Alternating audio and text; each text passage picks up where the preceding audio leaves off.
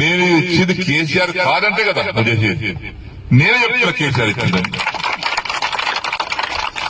జరిగింది అని గంట పద చెప్తున్నాను. ఎవరు నాకు చెప్పాల్సిన అవసరం లేదు, నేనే సాక్ష్యం. అన్నం పెట్టుకుని భరిస్తారా? కష్టం కదా. అయితే రాజకీయ పరిణామాల వల్ల కొంతమంది దౌర్భాగ్యాలు చేసినటువంటి బాధల వల్ల నేను కొంత నిర్ణయం తీసుకుని మారాల్సి వచ్చింది. ఇవన్నీ హామీస్తున్నా 6 మాసాల్లో కూడా పూర్తి చేస్తా అన్నారు. ఇవన్నీ కడువ కప్పుకున్నా. ఆ కడువ కూడా జాతీయ కడువ కప్పుకున్నా. నయమైంది.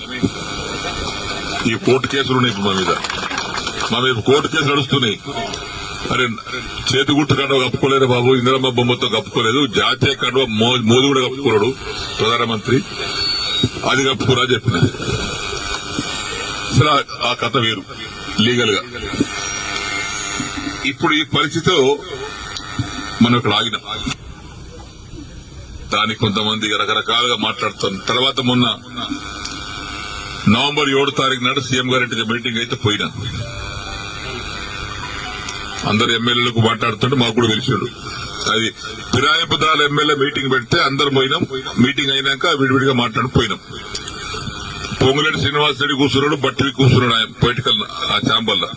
నేను పోయి శ్రీనివాస్ రెడ్డి రేవంత్ రెడ్డి గారు లేచాడు, కూర్చోసేనని అన్నాడు. ఒకటి అడిగితే సమాధానం చెప్పినా కూర్చుంటా అన్నా. ఏందన్నాడు, నేను నీకు 21 జూన్ నాడు నాకు కండువ కప్పిన రోజు నాకేమైనా పైసలు ఇచ్చినావా? నన్ను ఏమైనా కొన్నావా? కట్లతో సినాన్న కొన్నావా చెప్పు, నాకేమైనా ఇద్దరు ఉన్నారు. నన్ను ఏమన్నా నా ఎమ్మెల్యేషిప్ కొన్నావా, నన్ను కొన్నావా చెప్పు. నేను అమ్ముడు పోయినా నీకే చెప్పినా. లేదు పోలేదు, ఇయ్యలేదు. నేను దేనికోసం వచ్చినా? ఈ సమస్య కోసం వచ్చినా. ఏమైనా అయిందా? ఏం కాలేదా? ఏమైంది? 100 కోట్లు ఎస్డీఎఫ్ ఉంటే 30 కోట్లు ఇచ్చారు.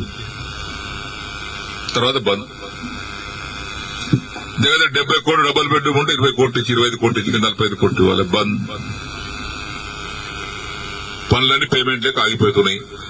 ఆ కాంట్రాక్ట్ పని చేయమంటే పేమెంట్ ఇవ్వమని అంటున్నాడు. దవాఖాన బాన్సుడు బంద్ అయింది, కోర్టు దవాఖాన బంద్ అయింది. సిద్ధపరిసర వారి కాంట్రాక్ట్ 40 కోట్లు ఇవ్వాలి, వాడు బంద్ చేసిండు. వీటి కోసం వచ్చినాయి కదా నేను. లేదా బట్టి గారు చిన్న దగ్గరికి ఇలా లిస్ట్ మొత్తం తీసుకోండి, ఆ లిస్టు తీసుకొని 2 సార్లు ఇచ్చేయండి, ఒకసారి కాదు కానీ. ఇక పొంగులేటి గారు ఆ లిస్ట్ తీసుకోండి, 2 సార్లు మీరు ఇచ్చేయండి. ఇచ్చిన తెల్లారి ఫోన్ చేస్తే బట్టి లేవట్టాడు, పొంగులేటి లేవట్టాడు. ఏమని చెప్పుకోను నేను. మళ్ళీ అసెంబ్లీ జరుగుతుంది. జనవరి 4 తారీఖు నాడు ఆ ఛాంబర్ లోపల తీసుకుపోయి మీరు చెప్పారు కానీ బట్టి ఇవ్వలేదు, పొంగులేటి ఇవ్వలేదు, నాకు రూపాయి ఇవ్వలేదు. రూపాయి ఇవ్వలేదా? ఇవ్వలేదు. వేం నరేందర్ రెడ్డి గారు బయట పిలిచాడు. ఏమన్నా శ్రీనాన్న బాధపడుతున్నాడు, అది ఇంకా పేమెంట్ కాలేదట. నువ్వన్నా మార్చిలో కూడా 3 విడతలు ఇప్పి. సరే ఆయన తీసుకుని ఆయన వెళ్ళిపోయాడు. తెల్లారు వేం నరేందర్ ఫోన్ చేస్తే ఆయన లేపడు. 50 సార్లు చేసిన, ఒకసారి కాదు 50 సార్లు లేపడు. మళ్ళా మొన్న మార్చిల అసెంబ్లీలో జరుగుతుంటే మళ్ళా పోయారు ఛాంబర్. మన అసెంబ్లీలో కూర్చునే సీటు డబల్ ఉంటుంది. ఆయన చెప్పిన ఏది కాలేదండి.